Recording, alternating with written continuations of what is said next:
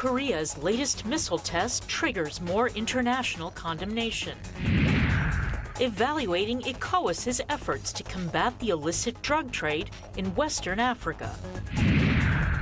And from land to sea, Uber launches a speedboat service. Africa 54 starts right now. Good evening and welcome. I'm Vincent McCory. This is Africa 54. We begin tonight with increasing tension between North Korea and the United States. North Korean leader Kim Jong-un is boasting about his country's first successful test of what appeared to be an intercontinental ballistic missile on Tuesday. The state-run Korean Central News Agency says Kim told scientists and technicians the United States will be displeased to receive what he called a package of gifts as it celebrated its annual Independence Day holiday. Kim urged his scientists to frequently send big and small gift packages to the Yankees. In South Korea, U.S. and South Korean forces say they carried out an offensive missile exercise hours after the North Korean launch intended to counter North Korea's destabilizing and unlawful actions. U.S. experts say the North Korean missile appears to have a range that would enable it to reach Alaska. North Korea's latest missile launch has triggered more reaction, concern, and condemnation around the world. The test shows Pyongyang has achieved a crucial milestone in its effort to develop its nuclear weapons capability. As viewers of Russia Oversight reports, China and Russia have weighed in as the Trump administration examines its options against North Korea. Tuesday in Moscow, Russian President Vladimir Putin and Chinese President Xi Jinping promised to strengthen their alliance against an increasingly defiant North Korea. We have agreed to robustly promote our joint initiative to find a solution to the Korean issue based on the Russian step-by-step program and the Chinese ideas of concurrently freezing North Korea's nuclear activity, as well as the United States and South Korea's large joint military exercises. North Korea claims its latest test was an ICBM. The missile fell in the Sea of Japan, and the true capabilities of the weapon remain unclear. The missile test, the 11th this year, has stoked fears the isolated nation may be closing in on a weapon capable of reaching the United States. Late Monday, President Donald Trump tweeted that North Korea has just launched another missile, asking, "Does this guy have anything better to do with his life?" referring to North Korean leader Kim Jong-un. On Friday, speaking at the White House alongside South Korea's president, Trump declared the U.S. has run out of patience with North Korea. The era of strategic patience with the North Korean regime has failed. Many years, and it's failed.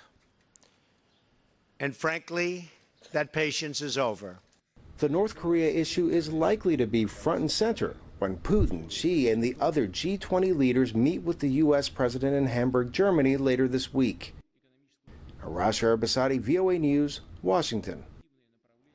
Well, for more insight on the UN Security Council meeting on North Korea, let's get to the United Nations, where VOA UN correspondent Margaret Bashir is standing by. Hello, Margaret. Hi, Vincent. Now, we know of this Security Council meeting on North Korea requested by the U.S. Question is, what is likely to be done to North Korea that hasn't been done up to this point? So don't expect anything today. There will be a meeting which the U.S., Japan, and South Korea requested, and it's sort of standard practice every time North Korea does one of these provocations. The council convenes, and we'll hear a lot of outrage from council members, condemnation. I've heard from diplomats that the United States has circulated a draft statement condemning the launch. We don't know yet if all 15 members will agree to it. We have to see where China is on it, so possibly we might have a statement today. So the next big question is, will there be more sanctions against North Korea? And that means getting China to come on board for that. And traditionally, China has been reluctant to pile on the sanctions on North Korea, but it has agreed to it several times in the past. So there are existing sanctions. The question is, will there be new sanctions? Will they tighten the existing ones? Last month, at the beginning of June, the Council did add 14 more individuals and 4 entities to an existing travel ban, asset freeze type of sanctions list. So will it be something like that, or will it go further? Will there be bans on petroleum products, for instance, from North Korea? Will there be a ban on North Korea exporting labor? You know, they have workers in other countries who send home money, which finances the nuclear and ballistic missile programs. So these are options. The question is, will China agree?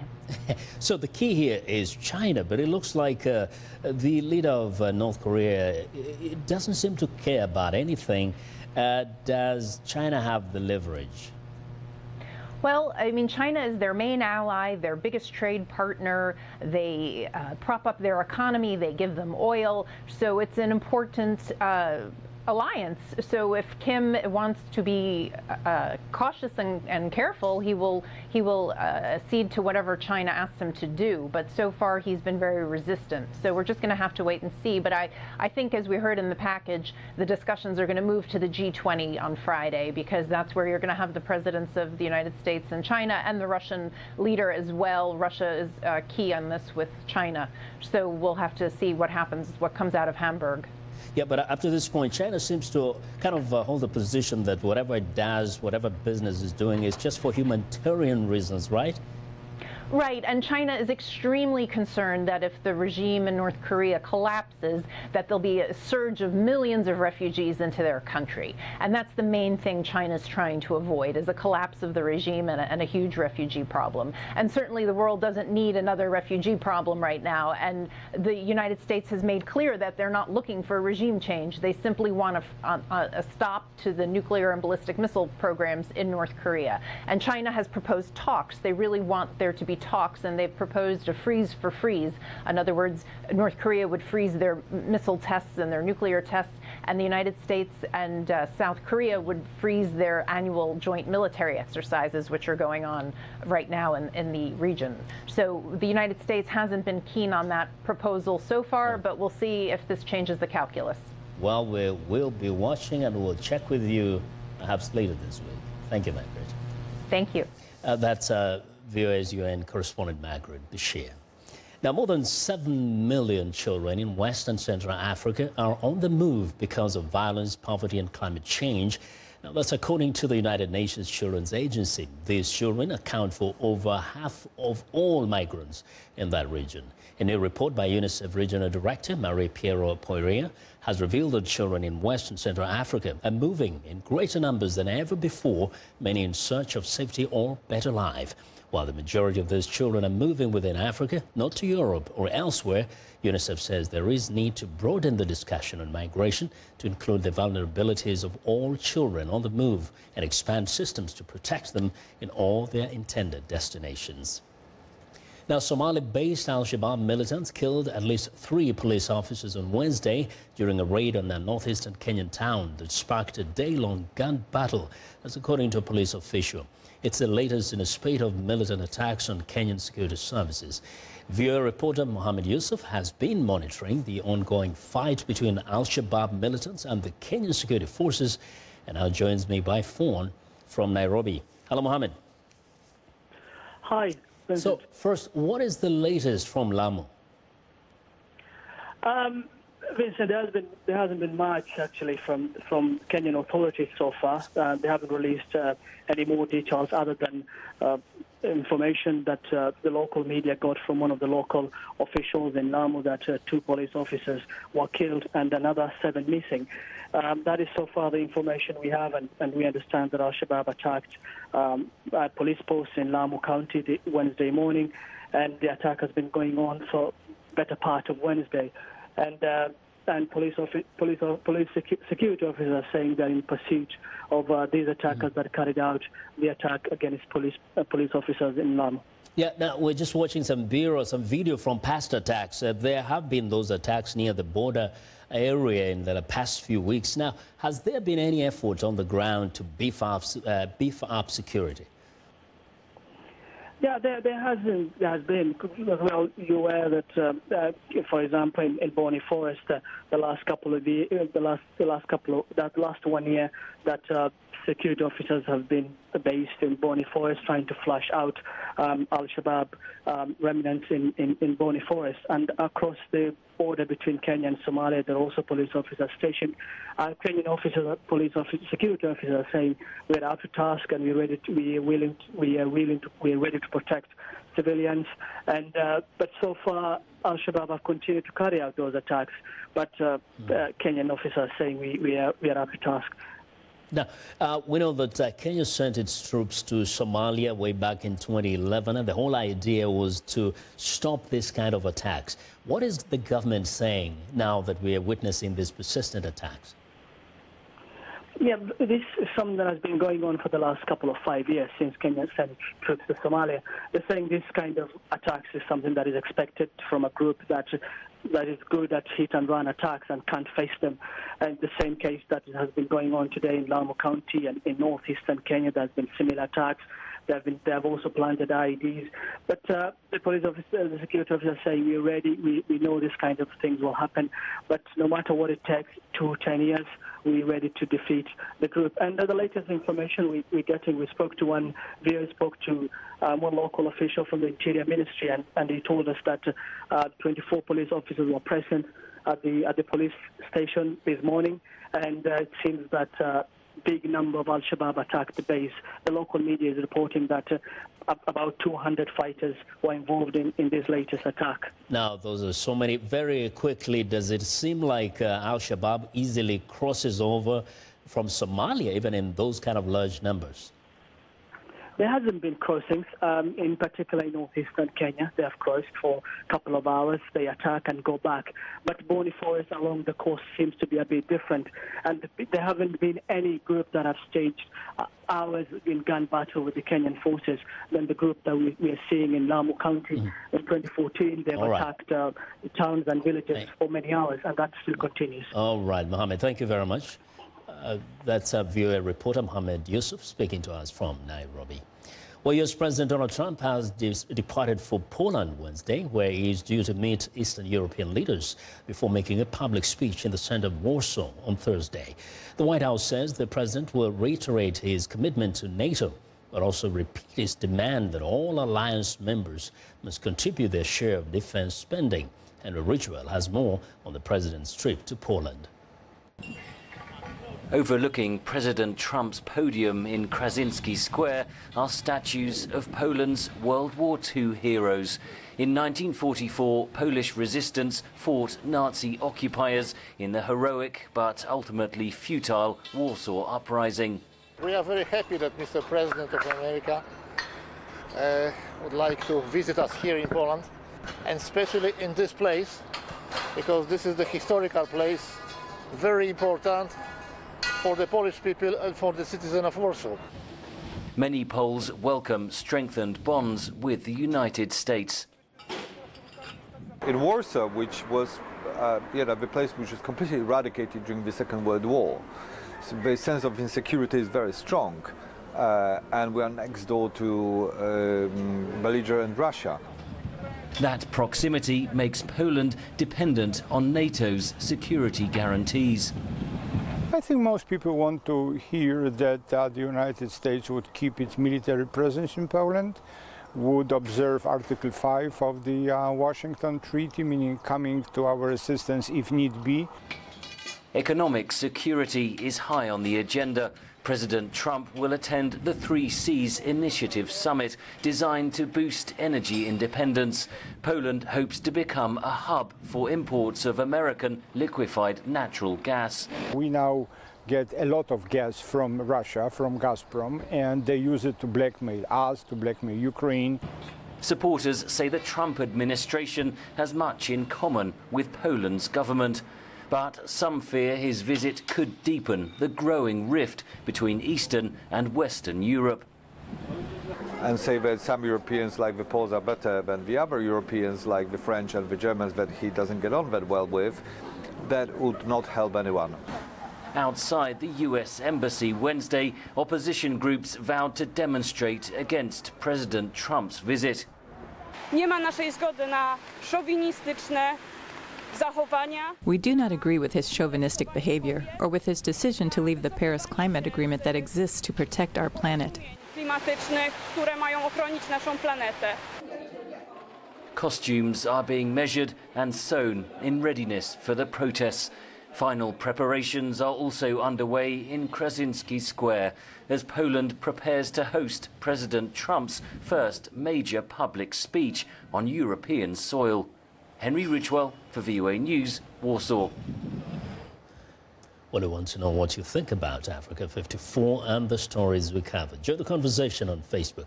The address is Africa 54. We are also streaming our show live on Facebook, so check us out and share our show with your friends also. And check out our headlines 24/7 on voaafrica.com. Find me on Twitter at VOA Vince McCory. Coming up, ECOWAS takes on the illicit drug trade in West Africa. Is their action plan showing results? Stay with us.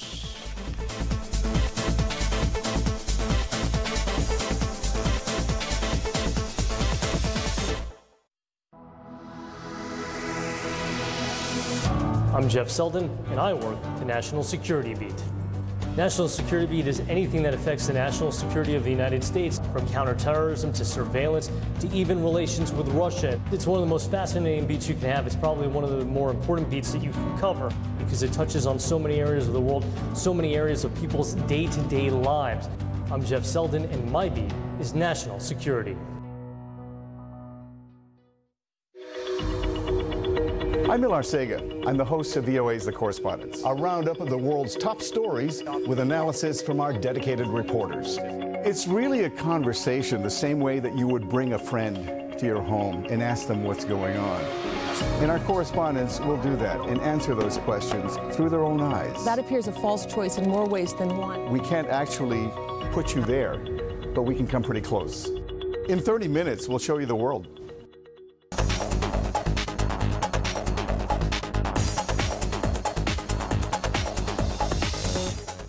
Well, in Wednesday's business report, we are looking at the hot topic of Bitcoin and other cryptocurrencies and why developing economies such as those in Africa could benefit by adopting it. For more details, joining us from New York is Africa 54 business correspondent Jill Malandrino. Hello, Jill. Now, first, Hi, Vincent. First tell us, how does this type of technology actually work? Well, according to blockchainedu.org, Bitcoin was developed as a cryptocurrency where encryption algorithms are exploited to secure transactions. No one is in charge, no one is the owner, and records are completely decentralized. Behind Bitcoin and most cryptocurrencies is technology known as blockchain, a system residing in multiple computers that allows for peer-to-peer financial ledger recording of all transactions occurring in a network. This results in a transparent, open access registry of monetary flows, which makes the intermediation of banking authorities unnecessary. So it basically challenges a conventional belief that money can only work through central planning. Now, Jill, can you give us some examples of countries that have actually adopted this cryptocurrency? Many of these currencies remain quite volatile in the short term. Their upward and downward swings reach over 10% of the value on a weekly basis, but the long-term trend is pretty impressive. In April 2017, Japan accepted Bitcoin as a legal payment method for retail markets. President Vladimir Putin met with the developers Ethereum and committed to recognizing cryptocurrencies in 2018. The Australian government will soon make it easier for new innovative digital currency businesses to operate, exempting traders and investors from goods and services and tax. And how can this help developing economies such as those in Africa? There was a fantastic op-ed in CNBC Africa this week authored by Lorenzo Fioramonte at the University of Pretoria on why cryptocurrencies are the future. He argues that we will have a variety of money with different qualities and different purposes. This will make economies more resilient against shocks and will support more equitable and sustainable development by putting users in the driver's seat and reinforcing local economic development. His research demonstrates that a combination of regional, national, and local currencies could also be the best way forward for the European Union, as example, engulfed by its monolithic and unsustainable euro, and for any other process of regional integration from Africa to other developing countries. Well, Jill, thank you very much. That's Africa 54 business correspondent Jill Malandrino reporting live from New York.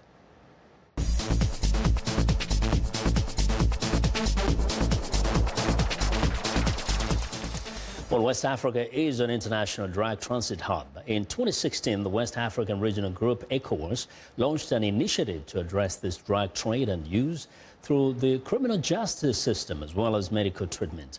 VOA senior analyst Jeffrey Young spoke with ECOWAS and NGO anti-drug officials to evaluate the program's progress. After years of West Africa being used by criminal cartels as a transshipment hub for illegal drugs headed for Europe from Asia and South America, the 15-nation group ECOWAS, the Economic Community of West African States, launched a new anti-drug effort in September 2016. The plan was launched with high expectations, but now, more than 6 months later, some say not much has been accomplished.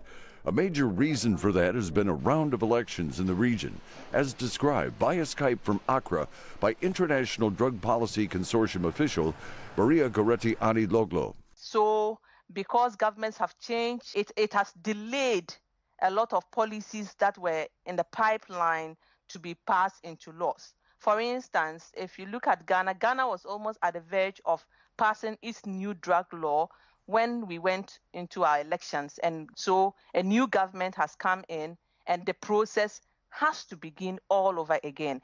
I'm sure you know of what happened in Nigeria too. There has been a change of government. In the Gambia, there has been a change of government. So that has really slowed down a little bit of policy changes in terms of the law.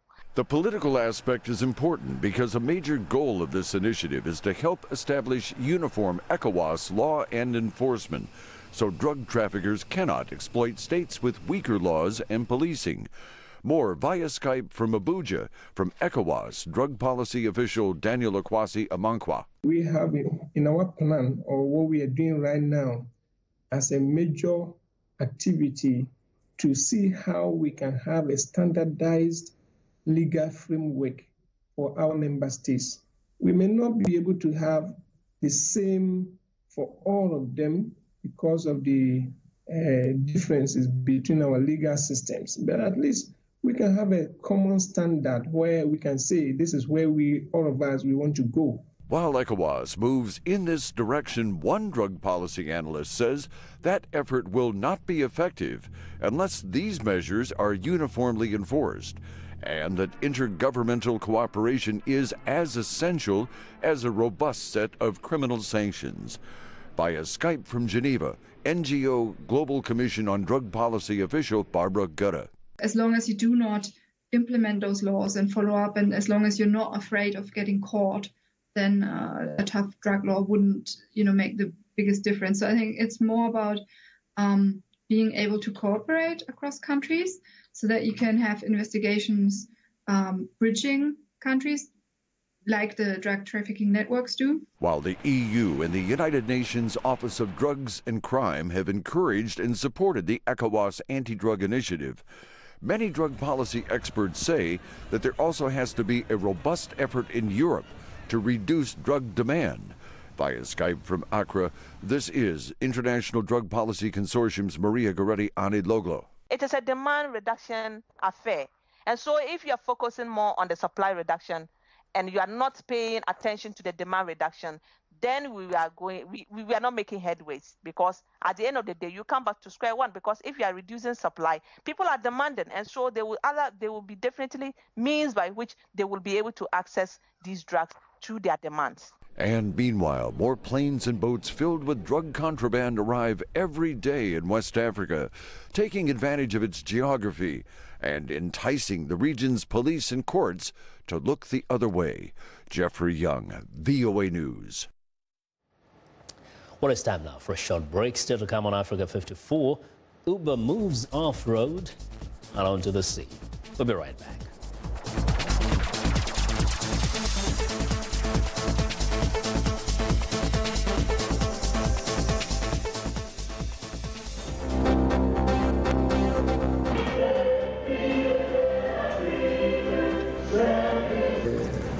Du débat et des décisions qui ont été prises lors de cette session.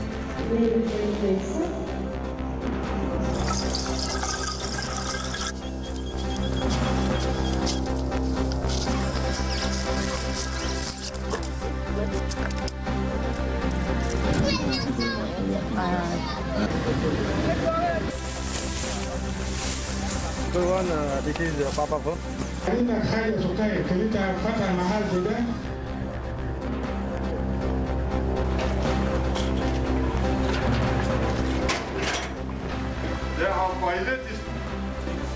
Oh, there is no building there. For money that we have here.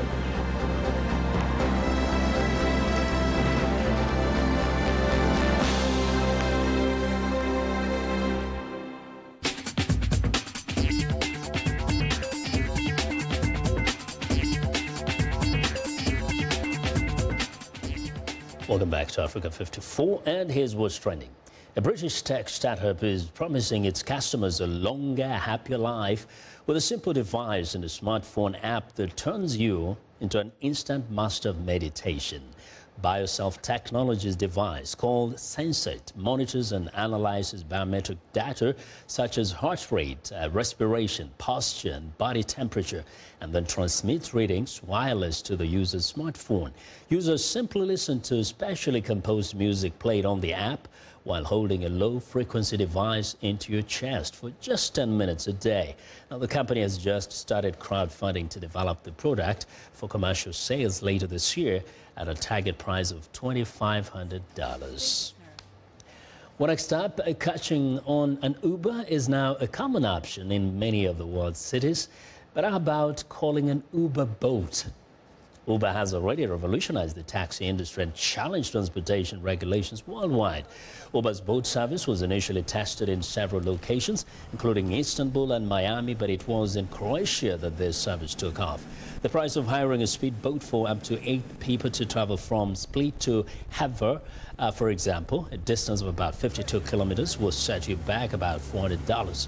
Users will be able to build their own itinerary or opt for an organized schedule to popular destinations. However, there won't be an option to stay on board overnight, nor to hire the boats without captain and sailors.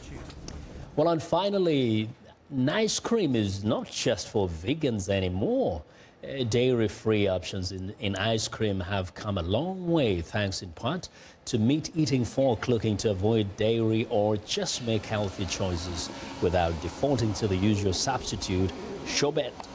Though banana is a popular base for vegan ice cream, so are nut butters, nut rice, soy, and even hemp milk. Whatever the base, the texture of the final product and the quality of the ingredients are contributing to a higher profile both in scoop shops and on grocery shelves. And that is what is trending today. And that's our show for today. Now be sure to watch Africa 54 on our website at voaafrica.com.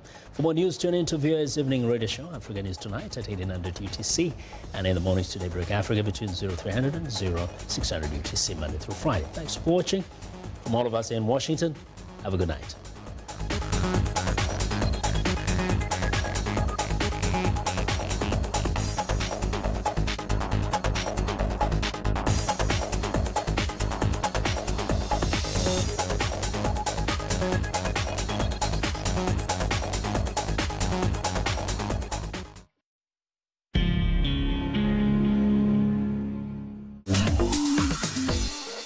Welcome to English in a Minute. Today's episode won't cost you anything.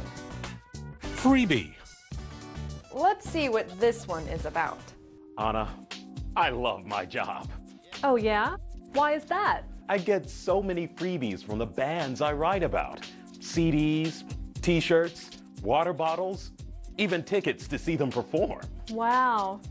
The only freebie I ever got from my